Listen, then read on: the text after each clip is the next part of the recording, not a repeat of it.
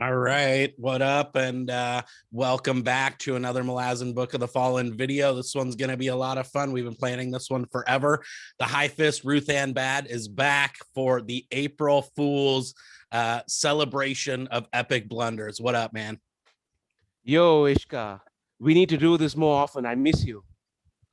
Me too. I know we need to get our calendars better lined up with all the amazing holiday celebration tie-ins that we can shamelessly leverage for the benefit of our own channels. But when we originally started talking about this one, we were talking about how we should make a April Fool's video just straight up 100% rake bashing, but then we decided to broaden it out to not hurt, Counselor Moonspawn's feelings, and also because there's some pretty epic blunders to celebrate. And I have a little list, but you have an even better list. So I feel like I just want to sit back and let you talk. But there is some pretty epic blunders. Oh yeah, I mean, at certain points, you almost feel like it could be called the Malazan Book of the Idiots. Because right. there are many dumb things that characters do. It's all entertaining for us. It's great for us. Yeah. But they don't work out too well in the favor of the characters, let's say. The best example of that, and my favorite example of what an idiot, is Talk in Memories of Ice. I just made those videos. Yeah, I mean, Talk essentially curses himself to a lifetime of abuse after abuse after abuse because of that one dumb decision that he made, which is, oh, look at me up here. I am in the middle of this bloodbath, in the middle of this cataclysmic bloodbath. My allies are Lady Envy, the daughter of Draconis and one of the most powerful sorcerers on the planet, Onas Tulan, the first sword of the Tulanaimas, an unstoppable warrior, and 3 fucking Segule, among whom one is the third Segule, one of the most powerful swordsmen in the world. If I was given a choice of where I could place myself, if I was forced into that storyline on that day, anybody with common sense would have that role as their first pick, because you're so safe. And look at what happens to them. They essentially just those 3 parties annihilate their way to the throne room. Yeah. No. Talk would have been more than happy with them. It was probably the safest place in the world, honestly, at that moment. Yeah, and his reasoning was, oh, whatever, she doesn't respect me, or I feel whatever I feel. Dehumanized in the company of all these superhumans. I feel low, and fuck you, dude. What a dumb decision. I mean, it's the kind of decision. What makes it even more disappointing is that it's the kind of decision that somebody who's never been in an actual conflict would say. Yeah, it's a decision that somebody who's never been in that position would take. Right. Because anybody who's been in that position, anybody who's been in a conflict zone, so to speak, would know just how sharp your survival instincts are, particularly. I mean, and think of what the Tenishkauri were doing. He saw all that. Oh, totally. What was the plan, man?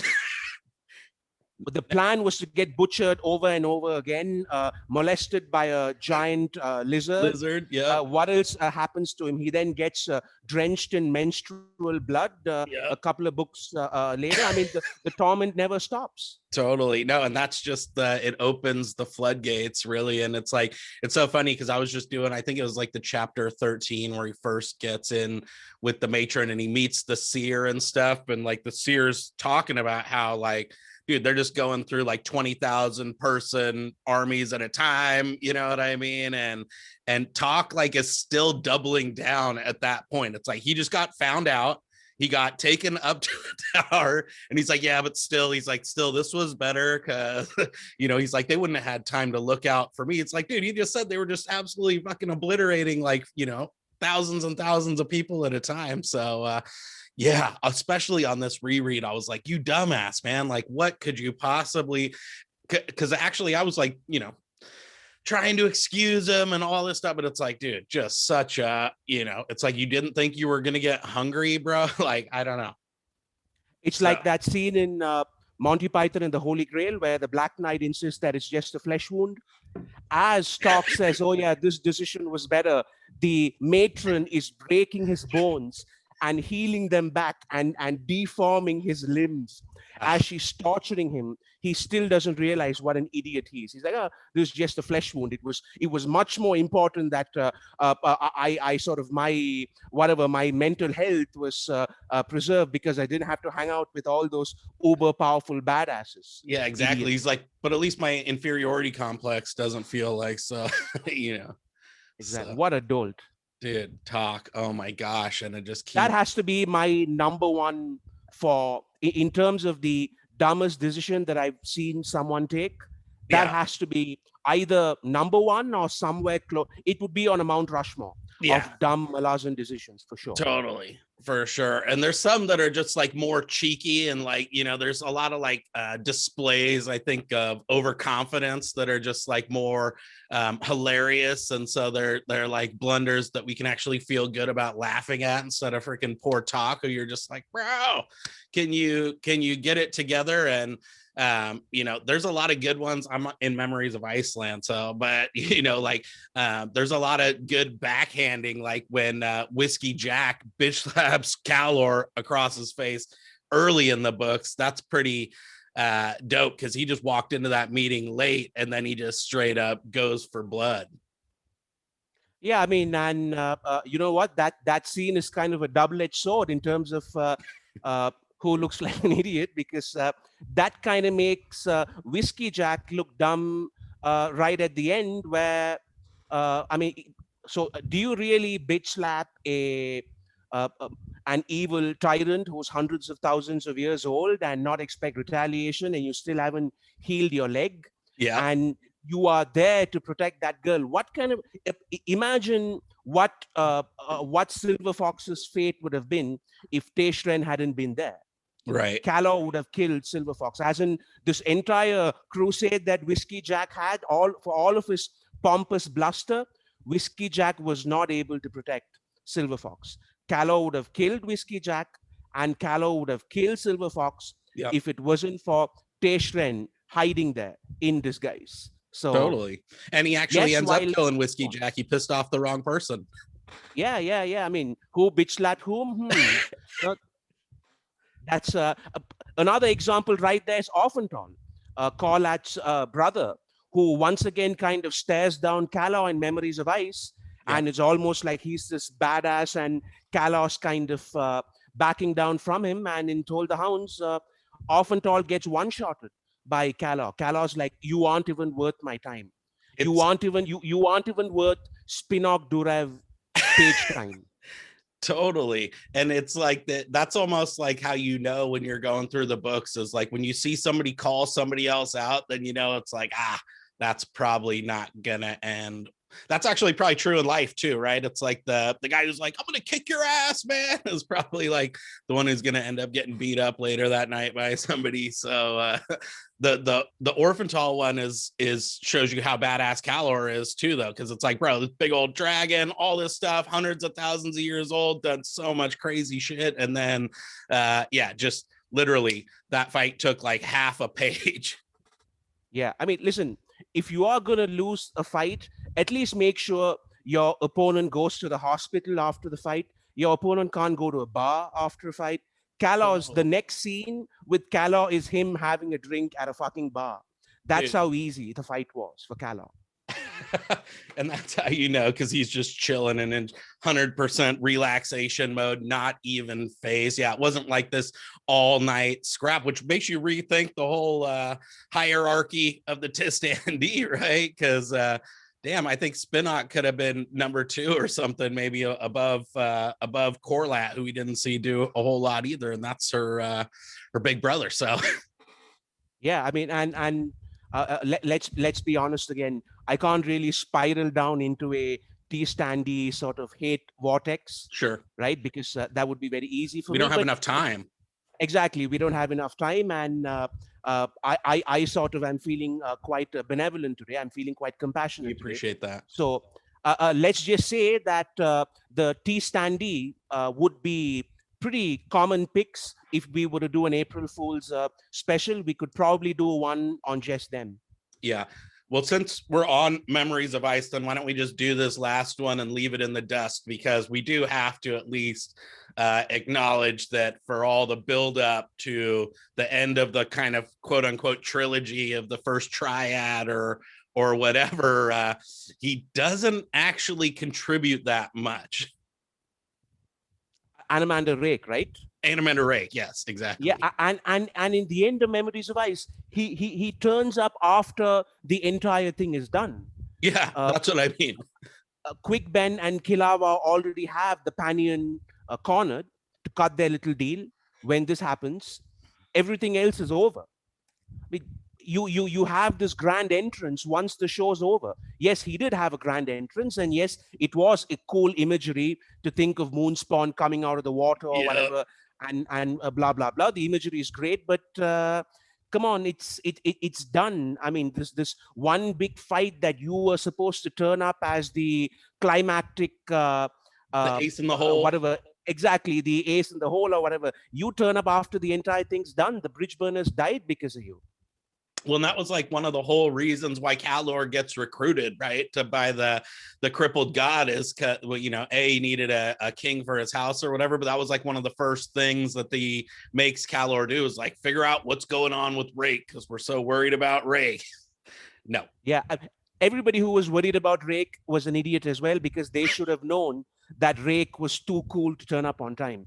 They should have known that Rake was too cool to actually do something that would help his allies. Yeah, right? exactly. Rake does what is dramatic. Rake does what is poignant, but Rake does not do what is smart. Rake does not do what is intelligent. No. Yeah, I was gonna originally make this like Anamander Rake is the worst leader in Malazan, and then release it on April Fools and have it be actually legit and be like, here's all the ways that he actually totally blew it. But now we get 2 for 1 because we get to talk to you about it and everything else. But Gethel also gets totally busted down in the face by Bauchelain, and that one is actually brutal because he actually gets his face busted. Yeah, and Gethel also gets sort of told to fuck off by the Tulanaimas because he's sort of a Jagut, and he sort of says, listen, you guys aren't involved in this, right? You guys aren't involved with my master. You have no problem with my master. And they say, that's true. We have no problem with your master, but we have an issue with you, Jagut. Yep. Freaking Gethel. Does Gethel do anything after that? I can't really... Does he do anything substantial in the 10 big books after that? I don't think so. I think that was really his one big claim to fame, is getting his ass beat. Yeah, wow. Nice going, Gethel. So, you know, it's hard being Gothos' brother, I guess, you know. On Memories of Ice, though, there is one monumental act of stupidity that causes a lot of people a lot of trouble. Kilava dumping the 2 kids in whatever the warren of wherever the Kachin Rift at Morn. Yep. At the Rift and Morn, exactly. What a dumb move. Iskar, if you were to rescue 2 orphans, let's say you ran into 2 orphans, right? And you say, you know what? Let me do something to help these kids. And let's say you take these kids away and you see a fucking rift in the air open up over this mysterious building, the design of which you have no clue about. You have no idea how old it is. You have no idea who built it. Would your definition of a solution to this problem be, let me just push these kids into this alien rift? Might be Omtos Falak. Hey, who knows? Let's go for it. Oh, yeah. Who knows? It might be an orphanage on the other side.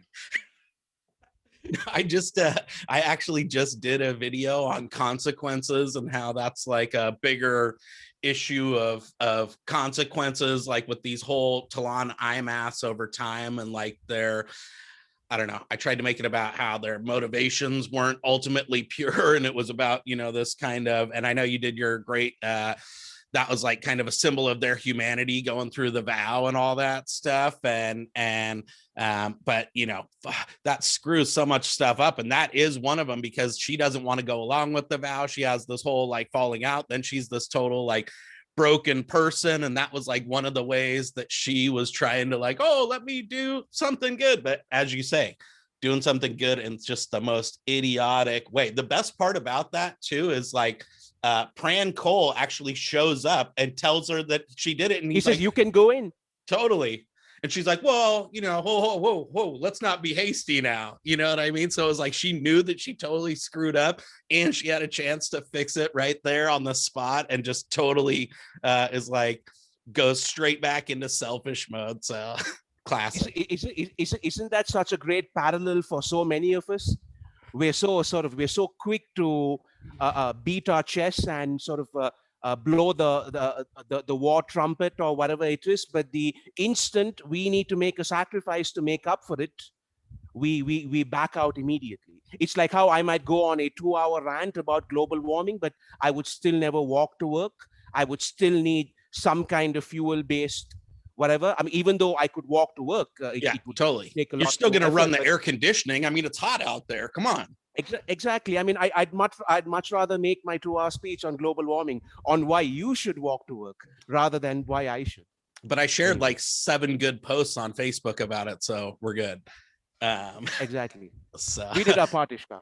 Yeah, exactly. Well, no, that's like, it's 100%. It's like the people don't change thing. You know what I mean? It's like your girlfriend tells you she's going to leave you because you're getting too fat, and you like go to the gym and whatever. And then, but you know, then you're like walking by the pizza place on the way home or whatever. So that's how it goes. Yeah. And then once you go to the gym and you get buff, you hear all those girls who laughed at you when you were fat, and you just spiral out of control, Iskar. My God. Dude, you're like What describing my 20s, bro, right there. So that's exactly what happened. But another one that I thought, and this is one that you brought up very early on, that I always think is a classic example, because in kind of a similar way that Rake gets built up and then doesn't actually deliver, you get this whole thing about how Callum is such a badass, right? But then like in Deadhouse Gates, he gets the dime dropped on him by somebody who's like 9.5 feet tall.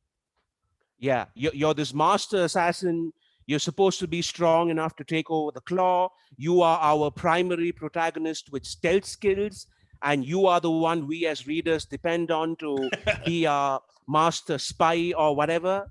And a 10-foot barbarian sneaks up on you. Straight You up. had one job, and a 10-foot barbarian snuck up on you. Yeah, good going, Callum. So how much of that is Callum being like totally basically getting dunked on versus showing how much that's just Karsa being a badass? I mean, it still doesn't change the fact that he got dunked on. Yeah. It still doesn't change the fact that a 10-foot giant snuck up on him. Totally. And this is after he smugly takes note of all the arrows that are pointed at him in the darkness. Like, oh, haha, they have people stationed here. They have people stationed there. They have someone else there. He even sort of smugly observes every little position that the enemy's taken up. Yeah. And then this guy the size of a hill stands right before him and drags him right off the horse. Yeah, good job. Yeah. Epic. Thanks, bro. That's how that says a lot about the state of the claw, I guess, too. And actually, that whole scene, that's one we didn't even have on our list, but I think that's like a classic one in Deadhouse Gates, right? Because like, and you know, for all your Mount Rushmore of military leaders talk, that is one area where what's his name, Jeval, really dropped the ball there, right? Because then like about 25 minutes later or something, Lostara Yil comes charging out over the embankment and just straight up shoots Shake in the face. Yeah. And in another act of stupidity, they then almost get slaughtered by Karsa and Leoman as well. Right? Yeah. They kill Shaik, and they, if I remember right, they charged in or something like that. Yeah. And they end up having to run away. How humiliating is that? You set up an ambush, you kill the leader, you walk in to claim your kill, and you then get driven away by the grieving bodyguards. Yes. And don't even get the book or anything, and just nothing. Yeah, that one was pretty bad. That's, I guess, an honorable honorable mention one, but then we start to get to some of yours from the later books that I think are the bomb. And one of the ones that you brought up, which is a character that I just absolutely love to hate, which is the Errant and everything that he goes through with Kilomandros. So yeah, there's a scene. The particular scene that I was referring to is one where all the elder gods meet. I don't know if you remember that, Ishka. Mael, Olarethil, yeah, Kilomandros, the Errant, a couple of them meet up, and Olarethil even says, "Look, while you idiots were busy plotting your little power games, we were busy gaining control." working. And Yeah, if you think Mael's religion, Mael is now the god of the biggest human empire that the world has seen. yeah, And Olarethil is the whatever first Aimas bonecaster, whatever it is, right? totally. While these fools were busy playing their little game of 3D chess and plotting things around, the other two were actually doing stuff. Totally. And I always remember that because that immediately sort of made the two of them look like such fools. Yep, 100%. And I think this is like kind of contemporaneous, maybe even with like, actually maybe not quite, but this is around a little bit before I think he gets to in Return of the Crimson Guard. He totally is able to break free of Malik Rel constantly summoning him to do all this shady dirty work for him too. And so he's basically at his pinnacle, free to do whatever. So, and the Errant's just such a freaking dumbass anyway, you know what I mean? And actually the Errant is I want to see somebody do an Errant video, because that guy has so many blunders throughout the whole thing, and in like some ways he has a lot of responsibility. That's why, even though I hate Featherwitch just as a person, you know what I mean, love her as a character, kind of. Actually, I don't even know that I love her as a character. I don't want to say that, but that's pretty satisfying for him too. I was just going to say, any elder god who gets his eye gouged out by a teenage girl is pretty much worthy of disdain. You have all these elder gods and ascendants taking on armies and fighting dragons and Jaguth and sort of destroying worlds, blah, blah, blah. What does our man do? His claim to fame in battle is he got his eye gouged out by a teenage girl whom he cornered and whom he tried to attack. You are an elder god, but you are incapable of what a run-of-the-mill serial killer is capable of doing. Yeah, I can't believe we didn't have that one on the list, because man, what an idiot too. And also like his whole like thing turns to nothing. His whole thing with the killing Hood's wife and all that. It's just like he has all these gambits that end up like biting him in the ass essentially the whole time. Yeah, so if you think about it, none of his plans work. The only thing that kind of had a big impact was the way that he made the Bonehunters and the Kache Naruk converge, yes. because they do say that was the Errant's work, if I'm not mistaken. But other than that, I can't think of a single thing that he did that was effective at all. The Errant is the sort of one of the dunces when we look at the gods, certainly. And maybe one of like the true villains who you can just say like that guy is just kind of a piece of garbage the whole way through. So yeah, for sure. Especially because he is he's the one whom Paran is replacing, isn't it? In the larger war between the gods of the tiles and the new gods and all that, our quote unquote hero of the first book, whose journey we follow, he is directly replacing the Errant. So maybe that's why he couldn't be because the Errant is not a morally complex. He is a morally complex character. We shouldn't be unfair, but he's certainly much more explicitly unlikable than many of the other gods. That's what it is, for sure.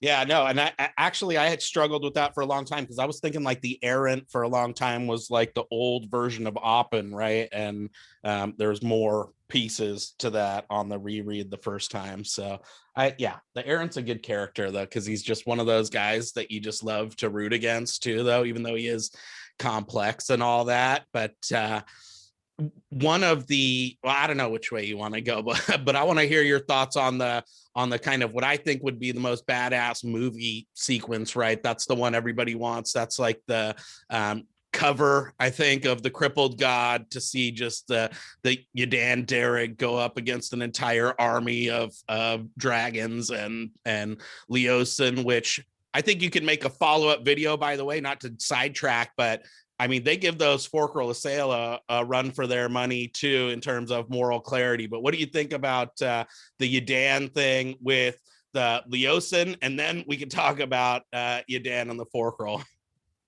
So in Dust of Dreams, if I'm not mistaken, there's a scene where he fights both a Forkral Assail and Tis Leosin. Yeah. One after the other. Yes. And that whole thing is almost like a microcosm for Book 10. For the end game. Yeah, exactly. Yeah. That was great. And what I like about it is that in both cases, both the Leosin and the sort of the Forkral Assail, they have no idea who he is. And we have no idea who he is either. Yep. Because at that point, all we know is that he is, what's her name's brother? Yes.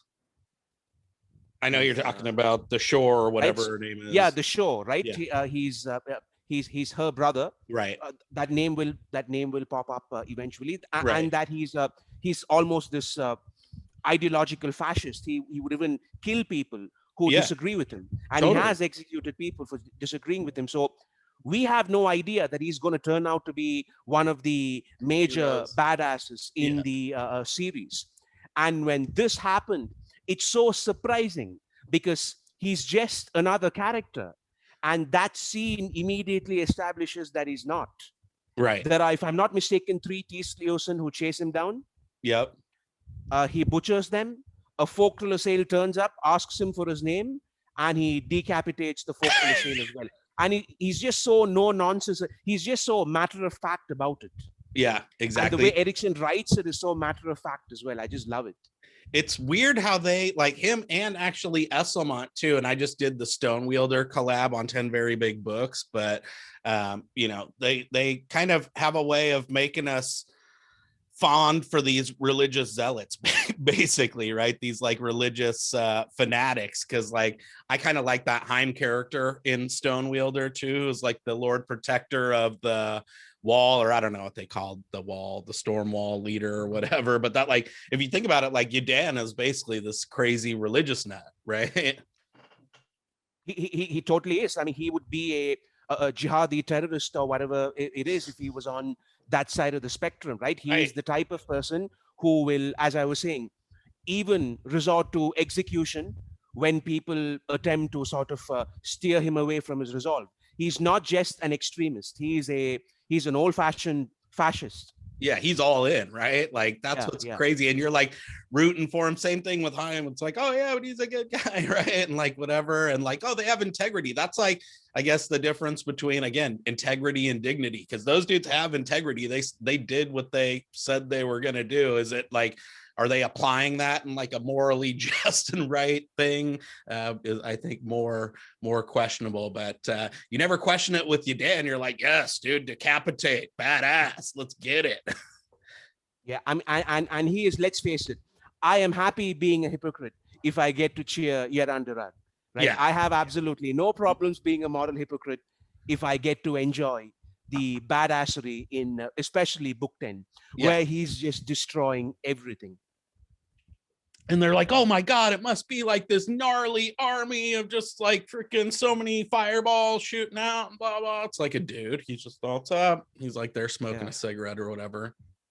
He's the Malazan equivalent of a sort of 80s Hollywood action hero.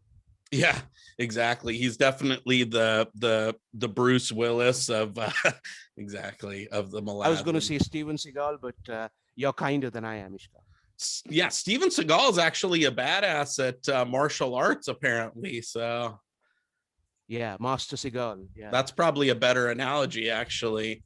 So Korab, the human. Go on. No. What were you gonna say? No. Go on. That was just a distraction anyway. Go on. Okay, I was going to make a Steven Seagal joke, so. You are cutting a little bit close on this one for me, but you brought up Korab and his reverence, shall we say, for our buddy Leoman of the Flails. What an idiot! What an idiot! the guy you hero worship has absolutely Doesn't give nothing, a shit.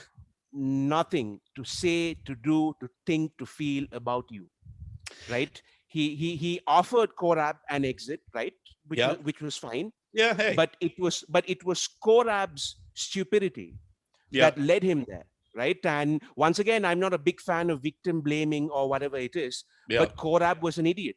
In fact, there's even a scene in either House of Chains or the Bonehunters where Kasa even says Leoman walks his own path, Yep. right? People with insight around Leoman, people with a reasonable amount of intelligence around Leoman know there's something off with Leoman, as in he's in it for himself and Yep. he's in it for his own motivations. Totally. It was purely Korab's fault for putting him on that pedestal. Leoman did not ask to be put on that pedestal.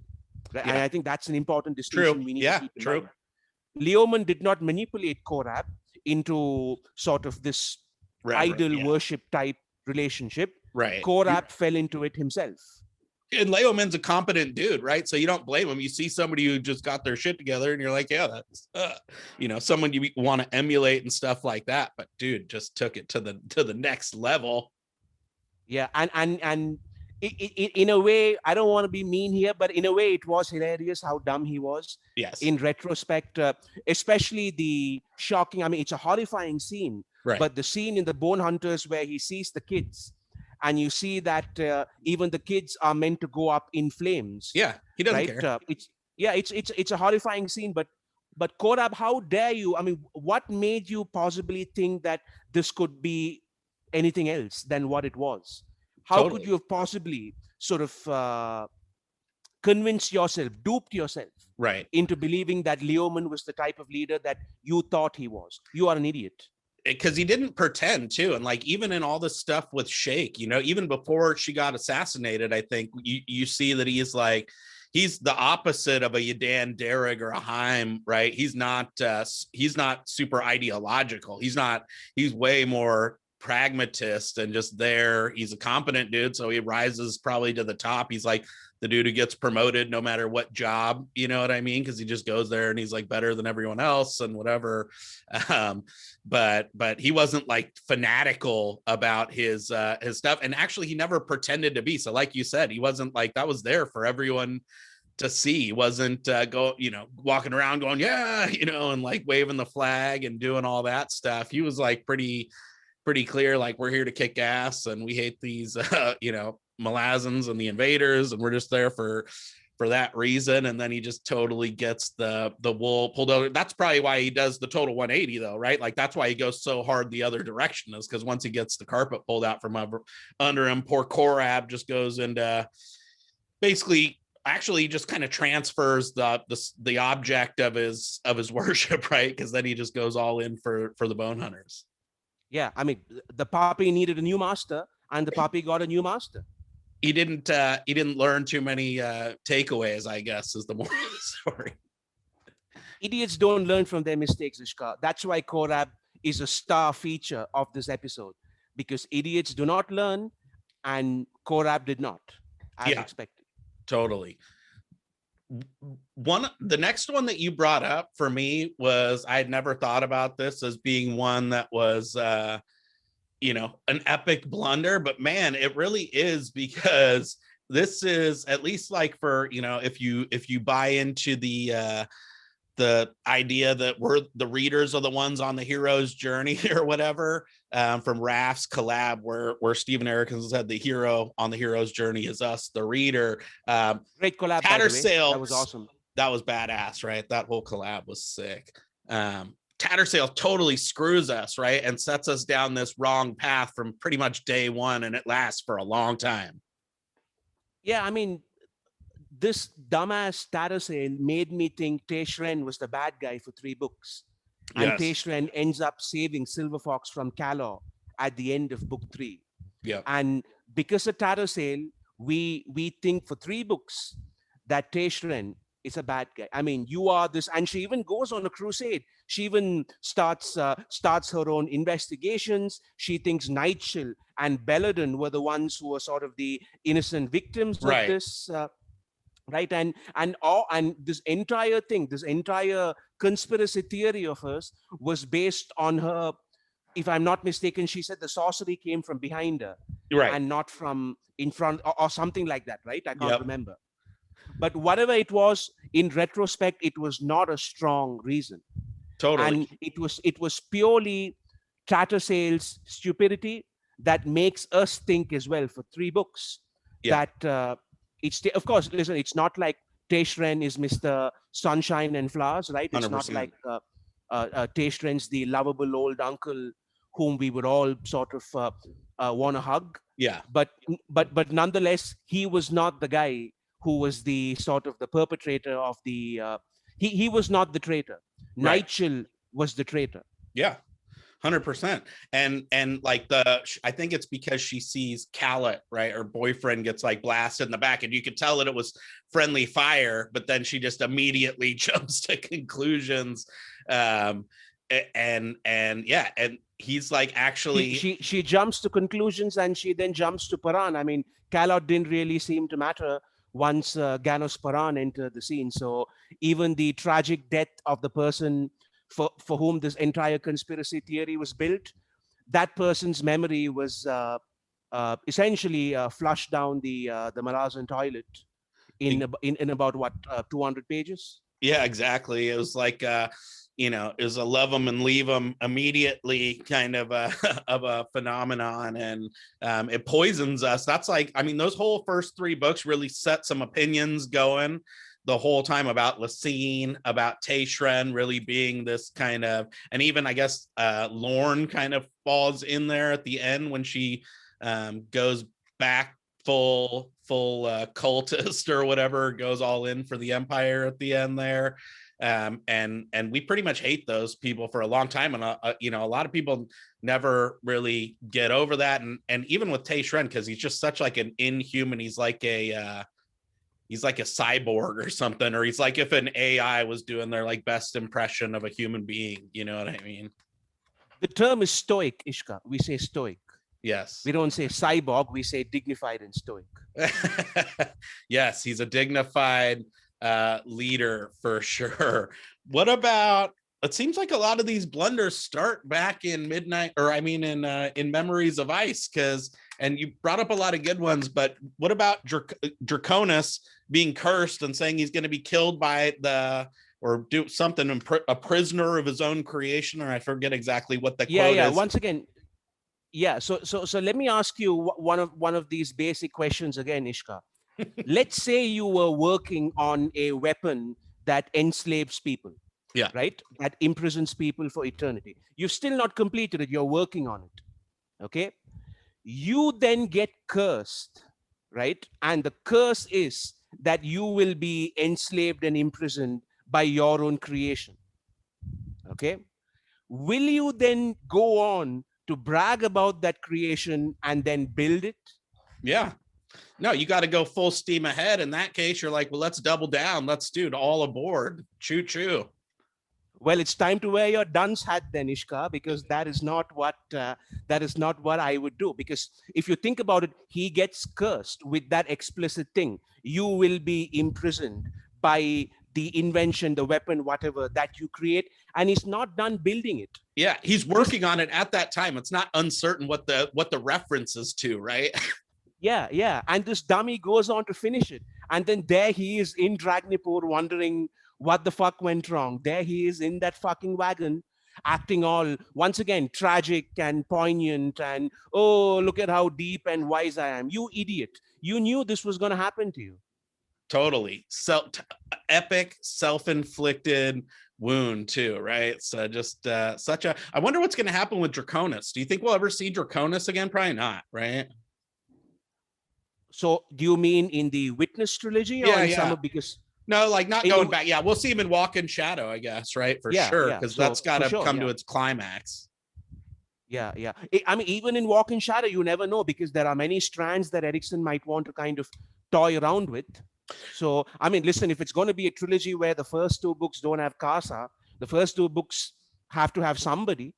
Yeah, exactly. Maybe Ublala and Draconis can link back up again or something like that, because you got to think Ublala is going to show up at some point again too. Where he's half Toblakai, he's traveling with Icarium, everything kind of fits in together. Yeah, no, definitely. What about the nameless ones? Because you brought up the nameless ones totally getting dunked on too. And that is an area in general where, that I think needs to be explored, because these nameless ones, it's not just that, but they are freaking dumbasses, right? And they never end up like doing the job right, and they have all these like malicious effed up plans that you be one thing if you were like, man, but they're efficacious or whatever, right? Like they get her done or whatever, but it's like they they screw over Mappo. They don't, you know what I mean, they don't protect the Azath, because Ikariam, that's how he gets jacked up in the first place, and then like you said, they totally get destroyed for being idiots. What's up with the nameless ones? Yeah, I was just going to say, guess what they do the one time they turn up? They all get brutally slaughtered. Yeah. That's what they do. And they resurrect or release, what's that, Dejim Nibral or whatever? Yeah. That weird creature, which, by the way, isn't that strong. That thing runs away from the Hounds of Shadow. And by the time we get to book 7 or book 8, the Hounds of Shadow are not the sort of Hounds of Shadow that we knew in Gardens of the Moon, right? They don't elicit the same kind of fear. Yeah, we've seen creatures far more powerful than the Hounds. So Dejim Nibral comes, and the only competent one there is Spite, right? Lady Spite. Yeah. And Spite just says, oh yeah, you just need to separate Mappo and Icarium, right? Of course, we don't see that. We find that out later. Yeah. Right?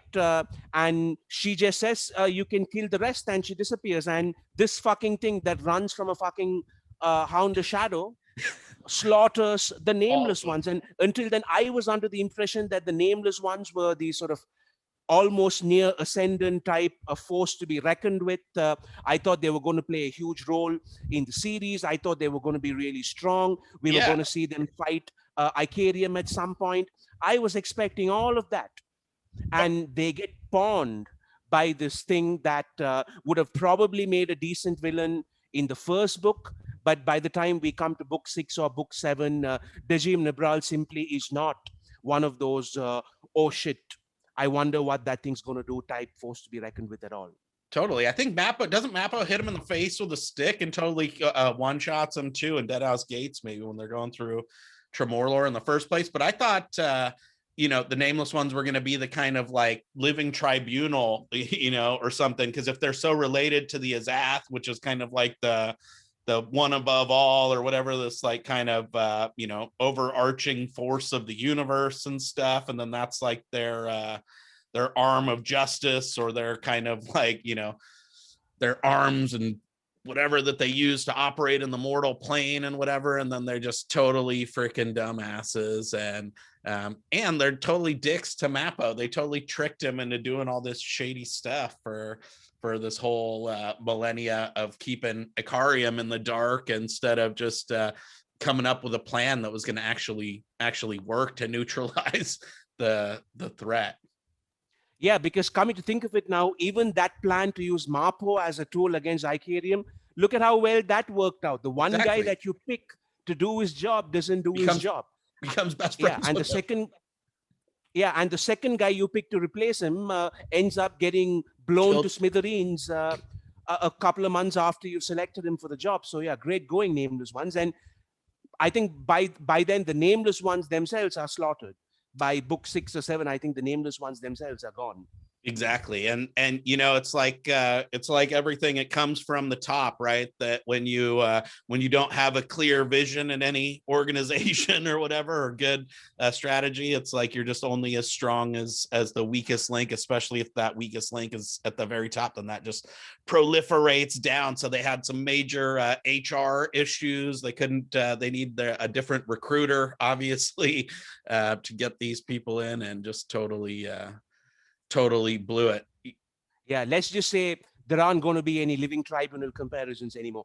The Azoth houses as a kind of living tribunal type arbiter of the multiverse or whatever, I can kind of see that parallel going, but the nameless ones, those dummies, don't deserve to be mentioned in the same breath at all. Yeah, exactly. No, I think the living tribunal, that's how I always thought about the Azath, was that kind of living tribunal. I'm working on a living tribunal comparison video because they're kind of like, and I picked it up from Cal's video where he talked about how they're like the Azath is kind of like the immuno. White blood cells. Yeah, exactly. And so I was going to put that one out, but then Philip Chase is like, oh my God, are you going to bring in all this stuff from the Kharkanas books and stuff like that? And I was like, oh yeah, totally. And then I was like, I'm going to keep the notepad open on that one for a little bit. You're too much of an expert for the rest of us, Iskar. No, yeah, I'm not. That's why I got to go back and reread this crap to find some evidence to kind of flesh out what the hell I'm talking about here. How long have we been on? Oh, we're doing good, but we still got a couple more because, and these ones, you guys always cut me deep. Well, I want to save the Calor one till the end, but I want to talk about Cotillion because he does a lot of stupid stuff, and every time he feels like an idiot. He's like that stupid boyfriend who just keeps on cheating on his girlfriend, right? It's like he gets caught and he's like, dude, babe, I swear. And then he like goes to the gym and he's like buying flowers. And then like, you know, he looks all good and some chick gives him his number and he's like, calls him up, you know, and just keeps doing it. Yeah, I was going to sort of draw an even more unflattering parallel with an alcoholic or a drug addict. Okay. He's kind of addicted to doing immoral shit. And he also then feels the need to posture and feel all guilty. They slaughter a village, an entire fishing village. He then regrets it as if he was Gandhi's grandson. Yes. He sort of takes over a young girl's mind and controls her. And he then regrets it like he's whatever, Mandela's grandson, right? He then, along with Shadow Throne, uses child soldiers, uses an army of children, right? None of whom have any agency in the matter, by the way. Right. They're all controlled by the power of Shadow. Kids like Panic. Yeah. Right? And after he does that, he has the gall, he has the sort of the hypocrisy to put his hands in his face and act all melancholy and guilty and, oh, what have I done? Listen, you're not King Lear, dummy, right? This is not your Shakespearean moment. You've had many of these. Yes. You constantly do this. You constantly play these games, and then you act like you have a heart. And then you act like... At least Shadow Throne is not a moral hypocrite. Say what you want about Shadow Throne, but Shadow Throne is not a child who tears the wings off a dragonfly and then weeps for that dragonfly. Yep. Cotillion's that kid who breaks your toys and then weeps for it, pretending to have learned his or her lesson, and then repeats that over and over again. Yeah, so, which makes him an idiot as well. Yeah, exactly. So, dude, that's why we saved him for one of the top epic blunders, right? Because you know, and he does it multiple times. Like you said, he just keeps on keeping on, and then cries about it. And actually, it works because we end up like feeling bad for him and stuff. It's not until you step back and actually like clinically look at it and you go, dude, what a freaking dick. You know what I mean? He is the biggest virtue signaler in the 10 big books, where he's constantly doing crappy stuff and then beating his chest about how bad he feels about it and how virtuous he is for feeling guilty about it. He's constantly on and on about how he feels guilty for what he did to Sorry and all that. Fuck you. You feel no guilt because you just use child soldiers after that. You do a whole bunch of shit after that. So don't pretend.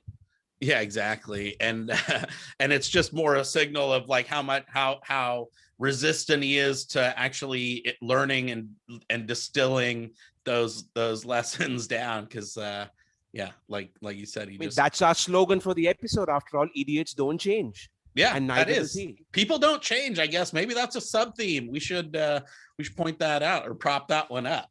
But the most epic one, and this is something that I want to make a video about, just going into detail about, is Kalor and Jakuruku and everything, I guess. And it's fitting that we're ending on a Memories of Ice like prologue thing, or Blood and Bone or whatever. But you know, those mages screwed themselves. They screwed the whole freaking world. All these individual storylines like Talk and the Panty and Seer and all that stuff in my video on the Talon IMAS and Consequences and all that shit is kind of in a way directly driven by these idiot mages who screw everybody over. Almost every problem that we see in the 10 big books was because of the incompetence, the sheer incompetence of these mages. Number one, what were you going to do when you summoned an alien god here? They didn't seem to have as far as there was no know, plan. They're like, yeah. Number two, yes, you might be a mage, but are you not aware of something called gravity? What do you think will happen when a divine being rockets through space, rockets through the atmosphere, and sort of crashes right into the surface of the planet from some other galaxy or world or whatever it is? Yeah. Right? So what did you think was going to happen again? How did you think this was going to work out in your favor? And on top of all that, right, the icing on the cake is that we don't even remember their names. Nobody even knows their names. Yeah. Right? These idiots whose sort of ambition and incompetence led to all this, a fitting end to their legacy is that we just know them as those idiots. Right. They aren't even worthy of their names being remembered.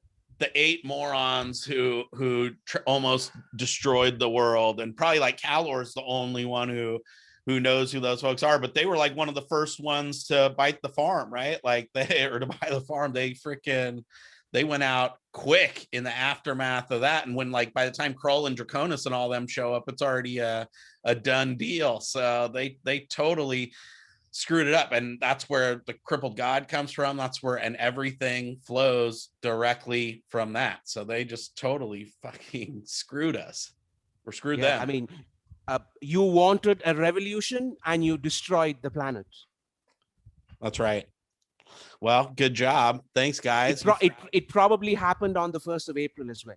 Yeah, exactly. You guys tried. And that's and that's kind of that we didn't mention the dumbass kid from the very, very end.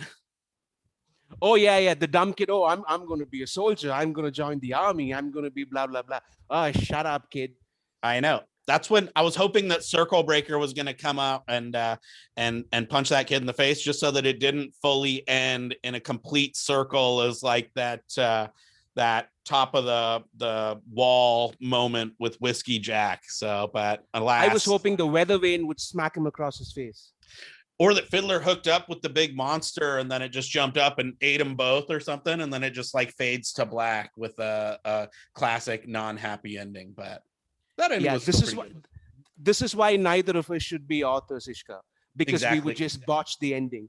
I'm just barely working on being able to read the book, let alone but being able to put pen to paper. Nobody wants to see that. So yeah, remember when we used to be the smart ones?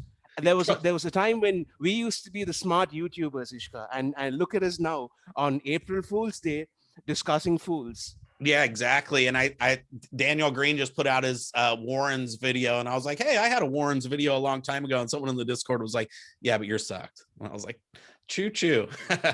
The one that we didn't talk about is Brother Jorud, who totally just gets dunked on by Erickson a million times too. Although it's kind of just like a small piece in House of Chains, and then again happens, I think it's Night of Knives or Return of the Crimson Guard, where Skinner totally beats the shit out of Brother Jorud too.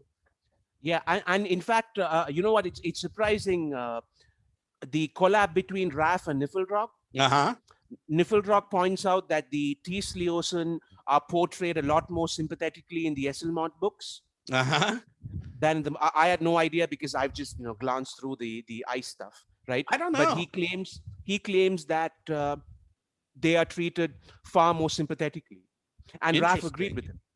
Yeah, maybe. I don't know. He in Stonewielder, Lorik and his sister show up, and I was more focused on like what he was saying about Leoman and stuff. But they're kind of still portrayed as these, you know, people with moral clarity and total dumbasses in a way too. So I don't know. I think what Niflrog was saying was that, particularly if you look at Osirk, that Osirk is far more sympathetic in Esselmont's books than in Ericsson's books, and that the Tisleosan are far more understandable and sympathetic in the whereas in this one, as you say, they're interchangeable with the Folklore Assail almost in the Ericsson books. Right. Yeah, exactly. No, it's interesting. I don't know. The jury's out on that for me. I'm gonna be on the lookout for that. But loved seeing Brother Jarud get his ass beat. So. Well, hey, that was so fun. Happy April Fools, everyone. Mr. High Fist, thank you so much for joining us. Thank you, Iskar. Thank you. We got to do it more frequently, and we'll just keep the topics lined up because, as always, like, we recorded this, but really this was just for my own selfish benefit to get to nerd out with you on all the idiotic moves that some of these morons did throughout the books. So shall we give them a little tease? So how about May Day? Let's do something on laborers and servants, manservants, bug, Emanciper, Reese. I knew you were going to go to Reese. The foot soldiers, the scrubs, Mayday, Ishka. Let's do it. 100%. I'm all in. Let's get it. All right, guys. We'll see you on the next one. Like, subscribe. Go like and subscribe to the High Fist channel. He's closing in on 1,000. Let's push him over the top. And until next time, happy reading. See ya.